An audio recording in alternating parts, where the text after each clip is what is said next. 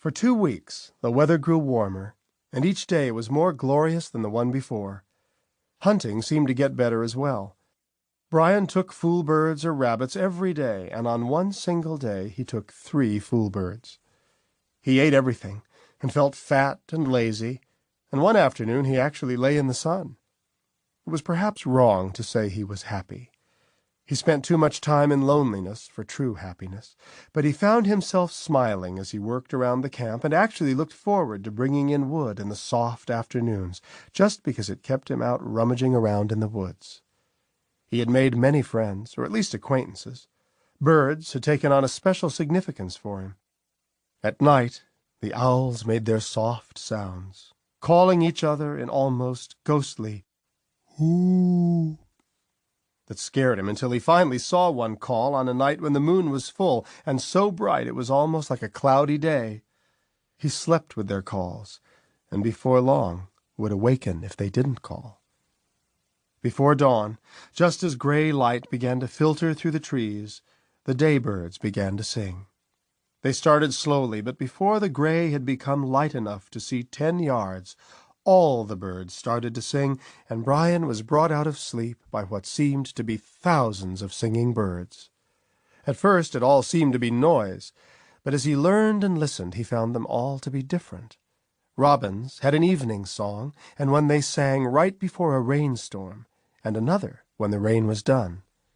Blue jays spent all their time complaining and swearing, but they also warned him when something, anything, was moving in the woods. Ravens and crows were the same, squawking and cawing their way through the trees. It was all, Brian found, about territory. Everybody wanted to own a place to live, a place to hunt. Birds didn't sing for fun. They sang to warn other birds to keep away, sang to tell them to stay out of their territory.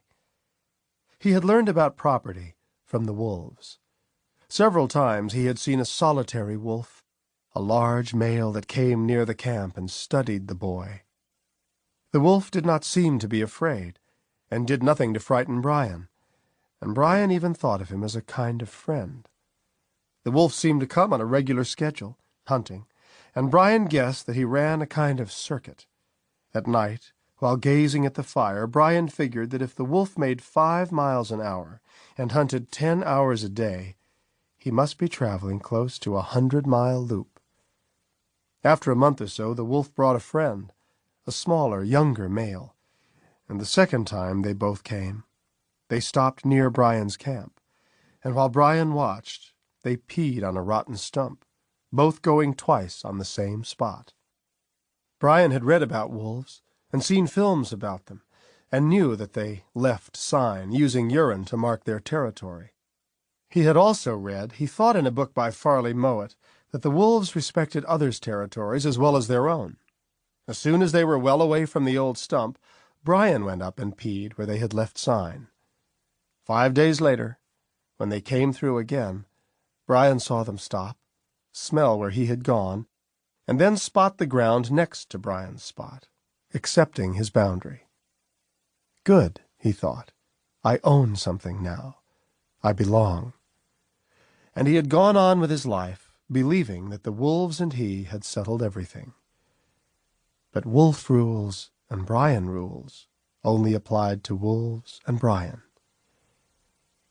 Then the bear came.